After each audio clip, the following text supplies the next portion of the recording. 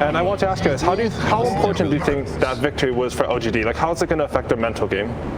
It's massive for them, of course. They have no more room to fail, whereas Team Spirit, they might get a super challenge coming their way if they don't close it out now. They're going to have to go into a game 5, same position. You have no more losses to take.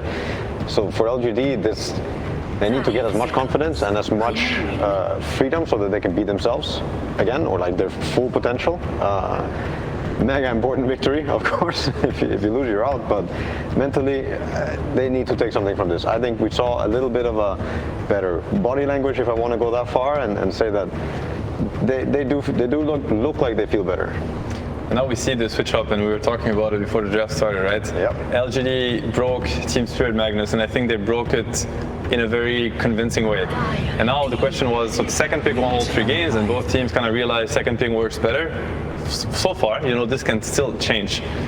Team Tspirit got the choice, which is a very big deal. It's probably not going to decide the outcome of the game, but it gives them definitely like an upper hand. And now with this first pick, LGD, they had to choose. Do we want a mag, or do we want to give them mag and play against it? And then if you do that, mainly the Rubik was the big con, right? And Team Tspirit, they actually decide to not go for the Rubik versus the mag. They end up going for the Wyvern, which so far has been one of the best answers to Tiny.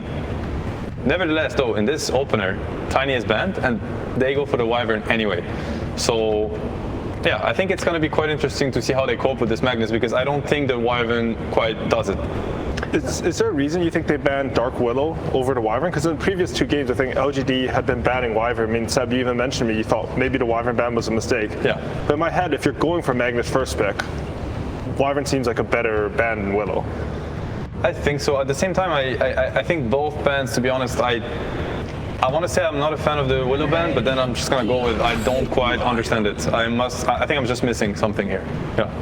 I think the Willow ban would also help them do the Shaker more second phase if they want. I mean, it's a hero that they're also very familiar with. I think the Bramble value is still there. I don't know if it's worth a ban either. I think there are some very powerful game-changing bans that shouldn't be overlooked, but Wyvern might be a very high-rated hero, or should be higher rated than some teams maybe give it credit for. Statistically speaking, has won a lot of games here, and it is a classic mag counter to at least a classic mag gameplay, but still the Skewer play is very strong, and we saw it addressed last game, where the Ruby got a lot of good lifts on, and also the Shard lift eventually makes carries feel really safe against this.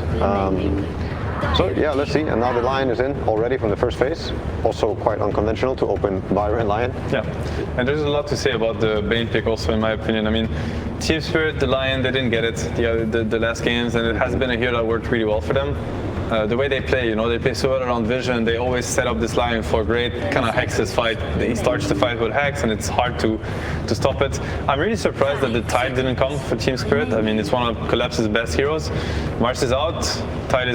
Mag is out by being first picked by LGD, and then the third Collapse hero, which is much more than just a Collapse hero. Like Team Spirit, they play around it, they build around it so well. Is Tide. Tide is a counter to Magnus, and yet they don't go for it. Meaning LGD might have had a second pick, like a second first pick. I think they have to. But right? if they don't, maybe it means they have a great answer to it, and Team Spirit knows it. I think they're going to be banning out a lot of team fight. They start with the Doom probably now, and I think that's also, you're not going to pick Mag or Tide yourself next phase. You're most likely going to ban it. You have a Bane and a Mag, right? Yeah. Let's see. They don't ban it yet. So the Doom ban versus Mag is a very simple concept. It's like you play a Mag lineup, you want to empower a guy, and you want that guy to just go ham. And of course, if he gets doomed, then the whole lineup doesn't make so much sense anymore. You kind of break their way they want to take the fights. I want to talk quickly just about the Bane versus Wyvern and Feeble. It counters Wyvern heal completely. Also, it's really good at catching Bane, catching heroes. I think it's just a very interesting hero versus Wyvern in terms of how he's going to beat him on the lane, and also has great things to do in the game against him. They do ban the Ember. Obviously, Ember itself already has been a great combo, great hero at messing with the backline. Lion and Wyvern, they don't want to be messed with. If these supports are allowed to cast their spells, especially in the hands of such talented players as Miposhka and Mira, they will win the fight for them. Yeah, so I was expecting to see 3 sort of backline jump bans coming out from Team Spirit. I mean, I feel like Lion Wyvern, it's a bit vulnerable, so you have to protect your supports with bans. I've always felt when I'm drafting that I don't like picking 2 supports like this, because then you're spending bans to picking supports. But do you think there's like to your knowledge, is there any reason to pick two supports like this instead of picking a quarter? I think it's only if you're afraid that you're not going to get them and you value them as so much that you need them. But in my opinion, it's very abusable, and I think LGD will take the bet, like we'll get the most out of that. Interesting to note is ET has not been removed, right? I think the Lion was also a potential answer to a Mag ET, and they're also rushing it because it's most likely going to get banned next phase. I'm still very surprised that the Tide has not been banned. I'm pretty sure Collapse is going to ask for this hero this game. They must have they must have an answer, LGD, right? I think if they don't ban it, they for sure know it's coming, or they could be coming. They must be ready for it. That's how I view it. Maybe they're planning on picking the Juggernaut already, or the Sparks. But they're not in full control either. As Team Spirit do have a ban, they do have like kind of a way to dictate. They banned the Ursa. But if you think about it, it doesn't sound so Team Spiritish to pick the mid or the carry here. Most likely they will pick Collapse. So maybe LGD is like, we don't have to worry about a closing second phase pick. You're right. Yeah. And that anyway they're gonna show it to us here. That's thinking far ahead, which I'm sure they are. Like this double support opener is vulnerable, very vulnerable in that sense. Is that now you still have to reveal, and they're able to get two really strong picks. Never mind, they actually go for it, and that also is a statement from Team Spirit in which they maybe thought that the Spectre was the bigger problem last game versus the Rubik. You know, these were the answers. And this is exactly what I think should be done. This is precisely what should be done in a Mag versus Spectre game and in a Mag versus Rubik game. This Magnus does not want to RP anybody.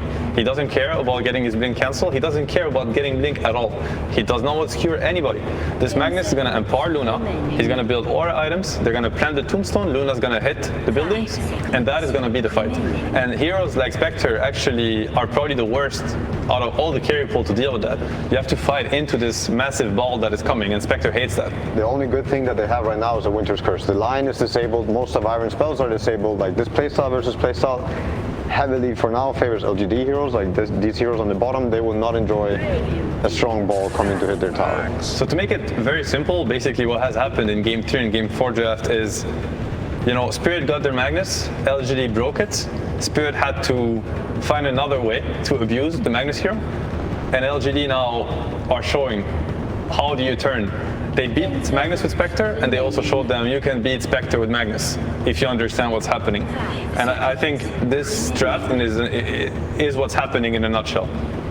Do you think that Axe does anything to stop that plan? Because to me, Axe is very single target, you know, a bit lane focused almost. I don't think he helps at all. I think this is a hero that does not jump into the ball unless something good is happening already from your teammates. Like they're running away from some Tinker, they're running away from a Phoenix Egg. They have none of that. Lion and Axe are both going to be waiting for LGD to be afraid or overwhelmed by some sort of damage ability or teamfight ability, but it's not coming so far. Like I think Team Spirit need to find a really good pick right now. They need to find a really, really strong pick or something that allows them to then force LGD into their playstyle. I'm always scared when I have the last pick though. Like if I have the last pick a hero that has to solve conditions and be good in lane and do so many things, like it's so hard to find that perfect pick, right? It is hard. Ideally it's 24 and not 23 especially then. Yeah. And he also is going to have to deal with the one-on-one matchup that's going to come his way in.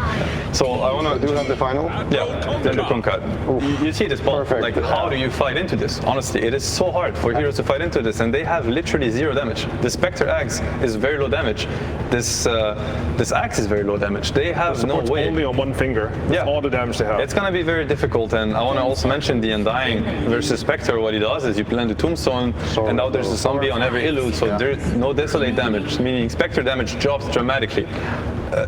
In my opinion, I mean, I'm very happy to be proven wrong, and there's a reason why these teams are playing the finals and I'm not, but I still see this as being a strategical misread from Spirit. Templar assassin. Okay, that changes Dota. So we're going for the lane snowball here, right? You want to get the TA timing, snowball off that. You have single target, Spectre, you can take control of the map, you get a lot of pickoffs. I can see that as a possible answer, but it's looking scary for me. They need to play the TA game right now. The TA is a very fast hero. He can go into Roche early, he can snowball and get openings on the map with Deso Blink.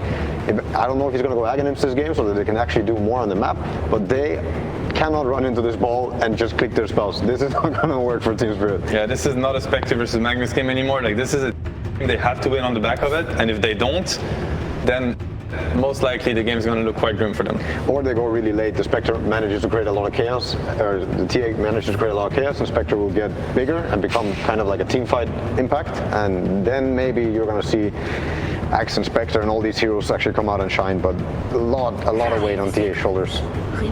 Yeah, LGD has really done a great job with this, in my opinion. I think the momentum right now has completely shifted, but yet again, Team Spirit, incredibly talented players, great laning team, great vision, great execution in team fights. They can pull this off. They definitely can. Keep an eye on those traps.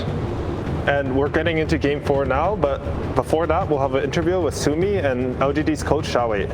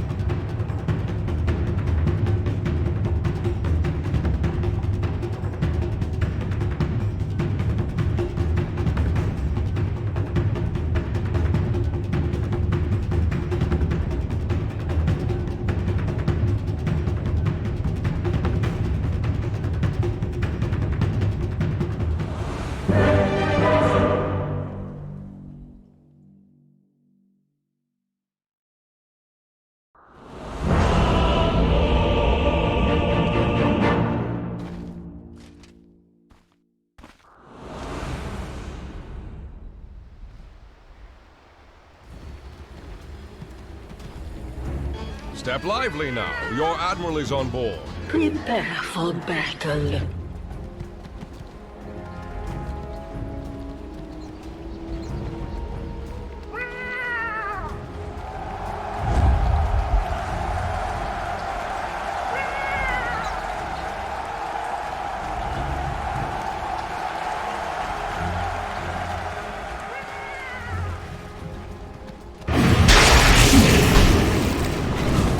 Right on into this one. Sumi Mira's gonna get caught and gonna get killed. How's that for a start, Trent? Oh, such a good coach who just gets us there right in time. Well done. As his team will take first blood. Very, very good start. Play their own game. That's what we're hearing right now from the coach. Xiaowei so often has been the one to be able to lead his team to success and Aegis himself, but we'll see if they can do it here again. As nothing to say why, they're all invading. Dude, LGD coming out with some confidence saying, this is our high ground, we're coming to take it. And this is what you get when you keep coming back with this Undying, right? You're very willing to brawl right now. So they are going to stick around for a moment. Ame spotting out the rest of Team Spirit, moving in that area, getting that extra vision with the passive. And will we see another round of Bounty Runes stolen away? Collapse walks on in. Why there? Gets the click off win. So LGD, they're going to claim 3. Turns back for more. Wants the brain sap, but can't quite find it here. So yeah, another focus on the lanes for sure here from LGD, but the lanes also seeming to be the win condition right now for Team Spirit. I have to say, you know, it's difficult to disagree when there's a combined 5, you know, Aegis is won by that drafting panel. True enough. That's a bit rough. So I think they might be onto something for this whole concept of like needing to snowball things pretty hard here, needing to play around their Templar Assassin. And there's always a chance going late, of course, especially with like the way the Templar Assassin now functions because of her Aghanims, where you can actually get like a little bit of split push out of this hero, which you didn't used to get in the past. But you'd much rather be leading things ahead of the game right now for Team Spirit. And if they don't get that, like they can easily do that with these heroes on the side of PSG LGD. Totally. The snowball can definitely occur. And I really liked what we sort of heard about the mentality that was going on as well, as we see Nothing to Say get a D ward there on the Observer ward. Like, you think about the way that Team Spirit has played throughout this. They're playing, you know, just for fun, they say. They're playing without any fear. But for some of these players, that's not an option. Ame, he's been so close before to winning the Aegis and then snatched away at the last second. This is a story for him for redemption. Yeah, we often hear the pressure of the Chinese community on this team just because, you know, they've obviously looked so good and they've been so close before. And particularly Ame, he's shielded. You know, he's taken some of that blame before in the past, particularly at TI, particularly in a Game 4. You know, the pressure's been there and it's been a bit much at times. But I have to say, after last game, I think he's probably feeling pretty comfortable here with his Luna. He's looked amazing in that Spectre game, so we'll see how they deal as Xingqiu was able to get that pull through and only get the half pull on these creeps connecting it. As Miposhka wants to keep that pressure on Xingqiu, needs to be careful here. Obviously only level 1, so doesn't have that Splinter Blast yet on the Wyvern, but they will throw out one more dagger on his way back home. just to send him all the way back here. And now, yeah, Collapse. So we talked a lot about Collapse and his hero pool. And, of course, you've heard a lot, I'm sure, about the Mars. Heard a lot about this Magnus that's looked pretty good. But the other hero that he has played a ton of games on professionally is the Axe. Not a hero that's been very big at this TI, though. No, but can often make those huge plays if you can get the opening. The panel did talk a lot about how maybe there's going to be some overlapping things going on with Mira and the Axe, both trying to find that big jump. That Seb guy? Oh, yeah. That's that guy! Yeah, that's the one. The Axe, wow. Yeah, I remember now. Yeah, that was pretty good. But we'll see how it goes here in this one. As you can see already, the chase down Fate Beyond taking a little bit of a beating here on this Magnus. Zincu moves into position though, and at least for the moment, you can see that Spectre taking a little bit of heat early. No. Not able to get all those last hits yet. Collapse also trying to go toe-to-toe with Ame in the bottom lane on that Luna. Yeah, there's a reason that statistically Undying has almost always been one of the absolute best heroes versus the Spectre.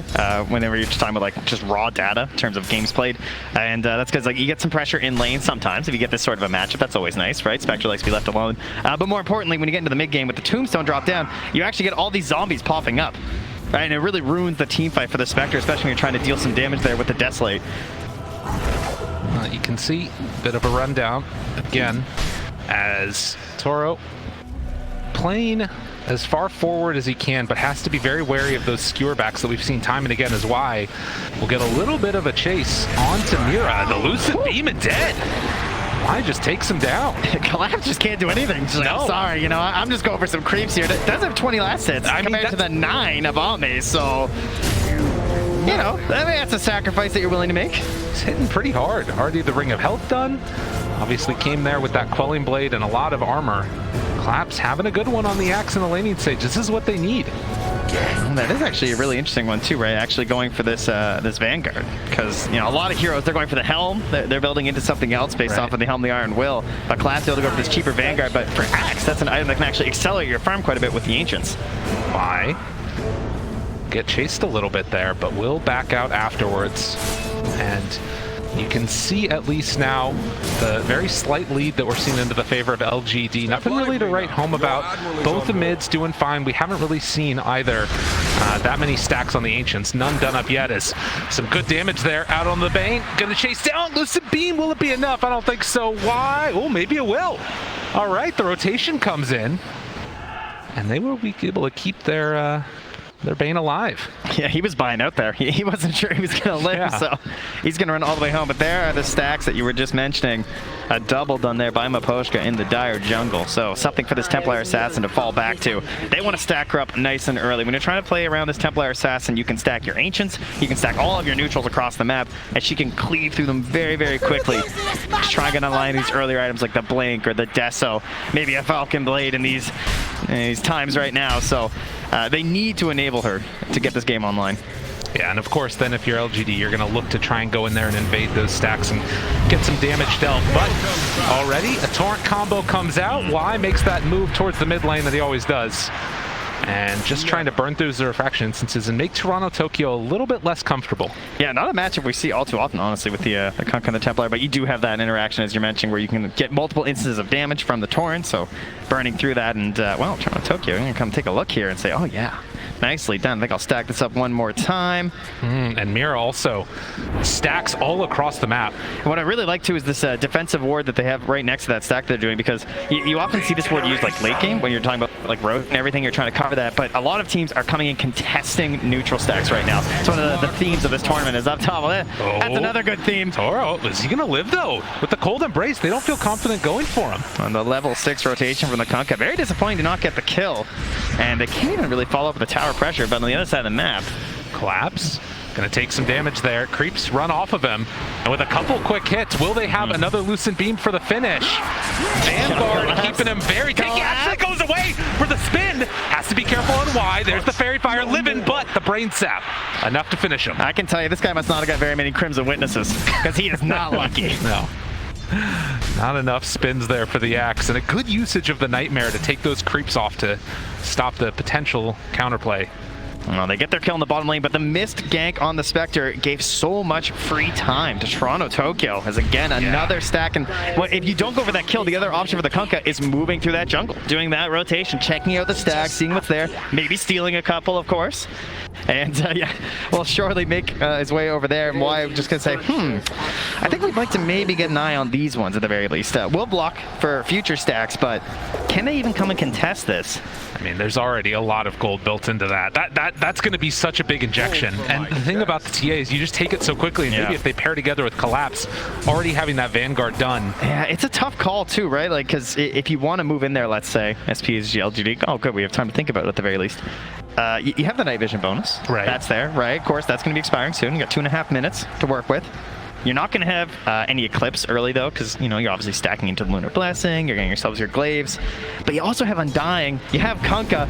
I would say it's very tempting for them to come and contest this, and at least, like, try and mess with them to try and get some of the XP. Well, they're going to drop the boat already. Mira a little bit off the mark with the stun, but will eventually, well, go down? Yes. XinQ finds the kill, but this is, again, buying that space for Toronto Tokyo, and this is Envision. Soul Rip to secure here, and XinQ is like, I'm getting over there, you know, I want to steal some of this. Gonna find a stacked up neutral camp there too. This is just all they're focused on. And Here's Tombstone in 3 seconds. Why? Are they really going to go for this? I mean, a lot of them are really low. This is pretty, I say do it. Yeah. XinQ, he goes for it.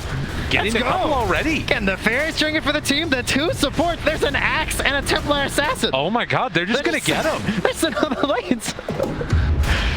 I mean, this is huge. You're also already up 3,000 net worth right now on LGD, but they see this taken, and all right, he got a lot of them though. Now, can you get out? That's the question. I mean, at least one of these heroes is going to die. XinQ chased on. Surely at least one of them goes down, but maybe not. Itoro pops out that haunt. The chase down Mira's there as well. Cold Embrace, the back away. They used haunt for this, and I don't know if they're getting anybody. Is there anything more classic than LGD and their Undying and their phase boots though? Like it almost gets them out. And they clean out that hard camp also. LGD are all over this. They take down the Undying, but lose out on a bunch of other net worth. They force so many heroes to respond. Look at the top lane. The Helm of the Dominator, Faith Beyond. He's taking the tower. This is clean stuff. LGD, they found their mojo. This is what they needed. That is a large lead. 4K right now at 9 minutes. Like, and look where it is. I mean, it's just all stacked on the cores right now for PSG LGD. Poshka scouting out. Y off to the side. Toro there as well. He's hunting. He's looking for it. They move over. Faith Beyond's here as well. And with this Helm of the Dominator creep, it should be enough. And also coming in to contest this, nothing to say. Well, it's taking away the jungle. It's so cheap, right? It's just a nightmare into a torrent. They're threatening the whole time. We've got RP, we've got boat. You don't want to come contest this. They're going to have Fiend's Grip pretty soon here as well for Y. As he goes for a real deep ward. Back behind. That was pinged though. All right, yeah, they have an idea that that's there. That ward is going to scout it out. Good thing that was there. So those very deep wards on the earlier end will be instantly TP'd to by Mkoshka, and just give them that. I don't think so. Yeah, see, this is the LGD we expected to see. Up 5,000 net worth right now at 10 minutes in.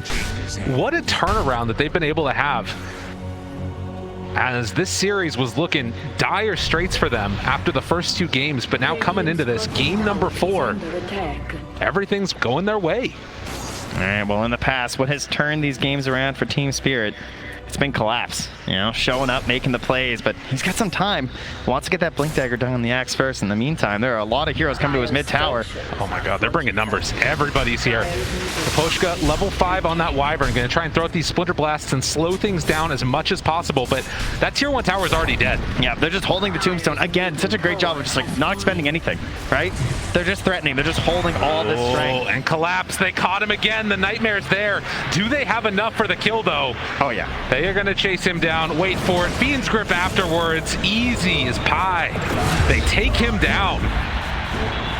This is a stomping we got right here. Toro is going to need to play his heart out right now. He is so far behind on me. It's insane. He's almost getting doubled up on right now. Like, the Undying is almost caught up to him in terms of net worth with that Tombstone dropping in the Ancient Steel. Such an impressive performance for them in Team Spirit. They just really don't have an answer right now. It felt like they got lost halfway through the draft and they still haven't found their way. Well, and you think about that draft, right? They burned through so much of that reserve time early on. And in the end, we're left trying to find a perfect hero, and so far the TA hasn't been able to do it for him.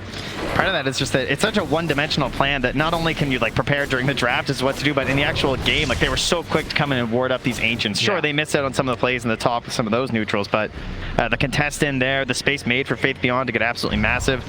No one is even contesting Ame at all, just freeform throughout the jungle. And it says to be like the biggest Axe Blink reveal and Deso reveal on a TA of all time. Yes. They've got to get a ton here on Team Spirit. And of course, that also means that LGD need to be the ones that run into them to allow for that fight to happen. Not an easy ask, but again, you've got some big combos here, right? You've got that Winner's Curse into a big call, afterwards Lion Stun. The combo is there if they can find it. The fights are so hard though. Looking for it right at the start. The boat's going to come out. And now the slowdown. Mira in some trouble. Collapse back behind the tower. Also getting ran down by nothing to say. He needs to TP out of here. He bought his blink. Yeah, no one else died. As long as they're able to get away, that should be good enough for them. So they get the kill. Faithion finds it, but also on the other side, Y kills off Mira. 8-1 to start this game. Yeah, throws down a ward to secure the kill.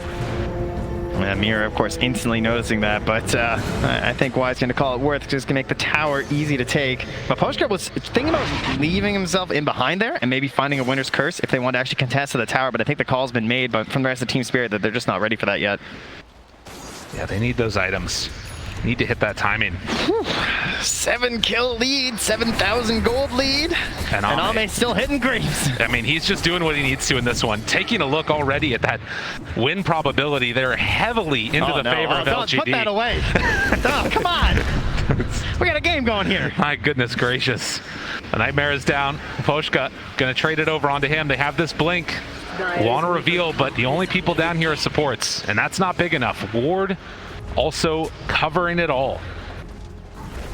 But maybe now Team Spirit can at least try and pressure and get this tower and get some momentum going for themselves, because if they don't get something going soon, this game is going to go completely off the rails. I mean, you can already see them struggling here though, right? Like, they're bringing everyone down here. They're looking for that fight. Yeah. Everything that they need. It has to be perfectly layered. The call, the curse, trying to find the sight lines for the Templar Assassin. Oh, and Toro caught. Fiend's Grip is there, and no help nearby at all. They're going to kill off that Spectre. I love Xingqiu doing that, just dropping the Tombstone. It's just such an important kill for them that they're willing to throw at everything that they have right there. And immediately afterwards, they're thinking about going to Roche. I mean, why not at this point? They could Roche, they could start pressuring that tier 2 top, but the tier 2 top is a lot riskier, right? You're going to have this attempted call from the Axe. Also, they actually don't have great vision right now onto that high ground, so theoretically, if there was something there from Team Spirit, maybe they'd have a chance, but perhaps they just have the really good read that they are all on the bottom lane right now, waiting for them to come to that bottom tower. And it's taken so fast. So Roche gonna be claimed, and again, Team Spirit needing to find an answer as LGD want to try and close this one out. Put themselves in a dominant position. And already Y is gonna head up here, try and get down a deep ward. We'll see if that one bears any fruit, as LGD will retreat back, get their next set of items, and then be ready to go. Very reminiscent of game 2. Now, mind you, it happened a lot later in the game, but essentially we got to the point where Team Spirit were the ones just running around with this Luna and looking like, you know, what are you going to do as LGD? You have to wait for this perfect moment to find your fight. Team Spirit now find themselves in that situation. And one thing that they obviously recognized when they played that Luna strat was just stay together. Don't let the pickoffs happen. Can they find a pickoff right here? No. Look how safe Nothing to Say is playing there with the X.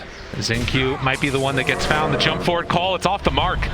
And instead, he just heads off to the side. There's the root. Collapse has to back out of here. I mean, there's more people coming nearby. Tokyo gets skewered back. He's caught alone. Can they kill him off? RP, but the Winner's Curse is trying to turn this. Boat afterwards finishes off that TA, but it's not enough. It's not nearly enough. And if they're not careful, they might lose more. The chase forward Hex, Mira, X the spot as they'll pull the Lion back and find another kill. LGD, no mercy.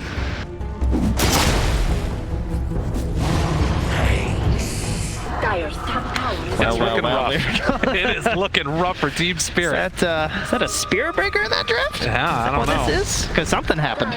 They turned up on PSG LGD. They were not going to go out like that. Well, it's looking like a completely different series at this point. I mean, Team Spirit, you know, the fun loving. We're just having a good time.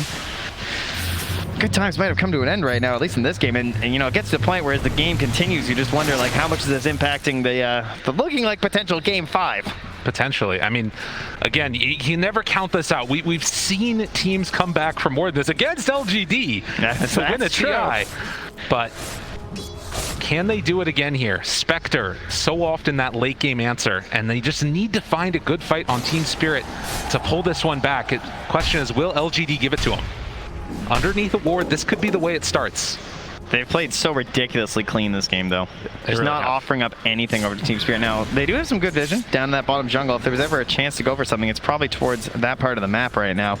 But Fate Beyond not acting like it, you know? Sitting directly on a trap, and they still can't go. Yeah, I mean, it's so hard to really fight into this. Oh, Toronto Tokyo, skewer, oh, and pulls him back in. They'll find the TA, wants to get out of here, blink away. Oh, just like that, Toronto Tokyo able to get a little bit of separation, but they still have that night vision and Fate Beyond. With the chase down, they got him there to the side. Nobody coming to help the TA. Toronto Tokyo falls again. 12 kills, 12K gold lead. LGD, keep up that momentum. Team Spirit are waiting for the Aghanims on this Spectre. That is going to be their go play. They might have a blade mill there too. He just gets caught again. Until then, it's just throwing out heroes, you know? Take me. Try and slow down this tower push. How close are we now to that Aghanim Scepter? It's what, 50 gold away for this Spectre? Again. I mean, it's been a fantastic item, but as you heard Seb and No-Tail say, the damage is lacking. Oh, man. And they needed that early lead to actually provide some damage. They needed the items on Team Spirit. They don't have the items. Right.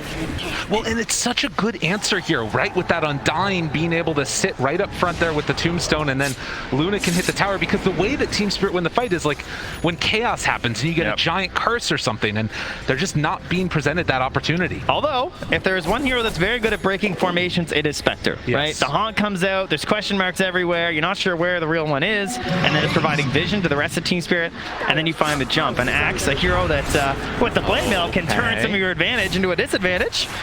Looking for something here. It's just a shadow step to start. The call afterwards, they have Hunt starting to bring Ame down a little bit low.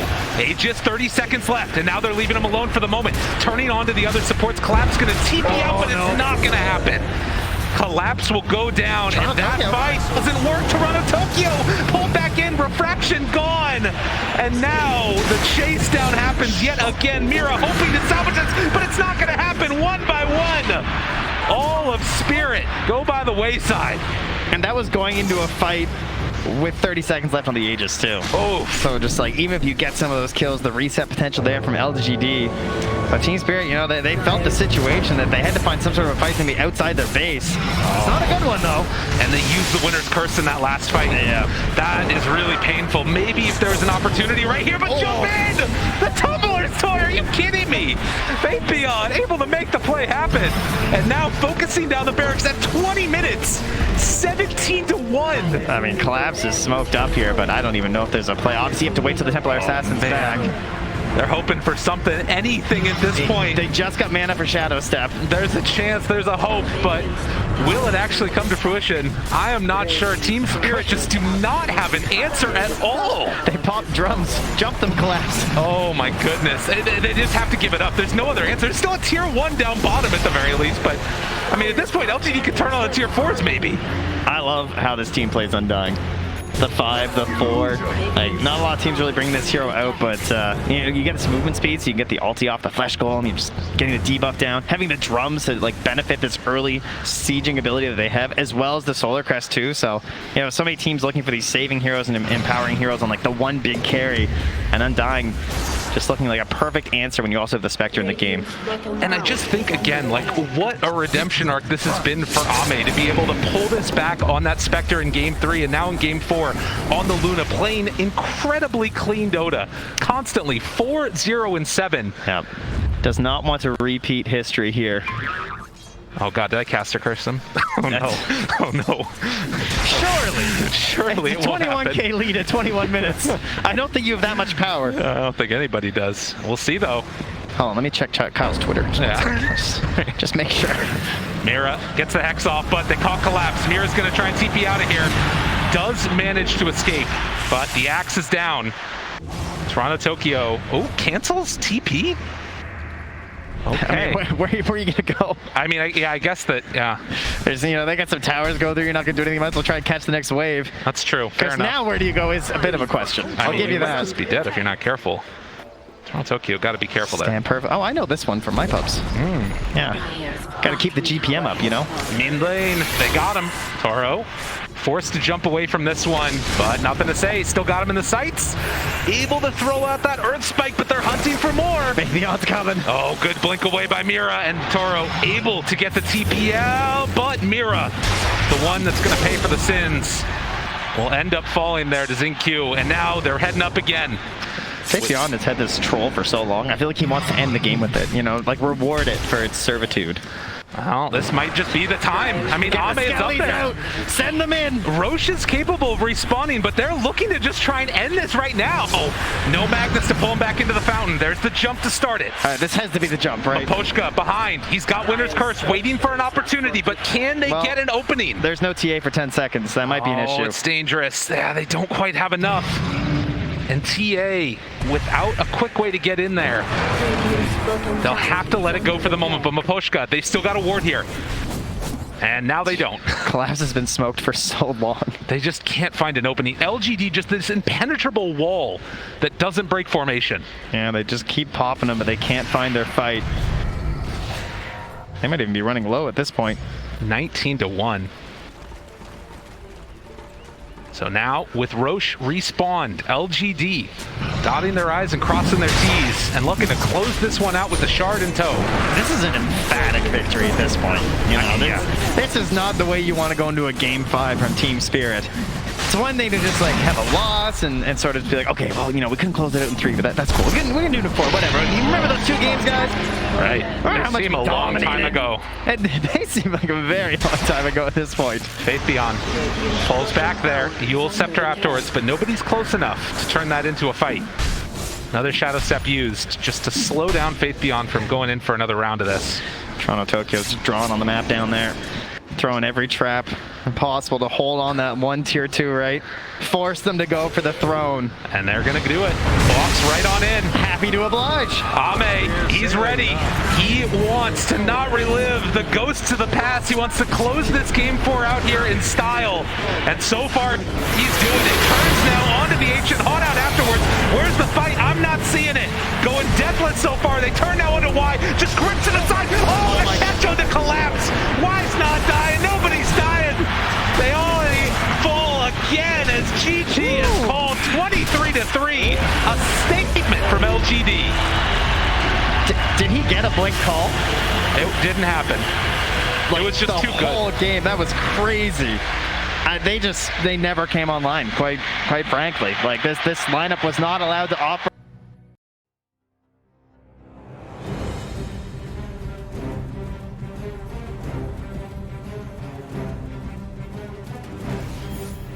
The Moon Rider has arrived.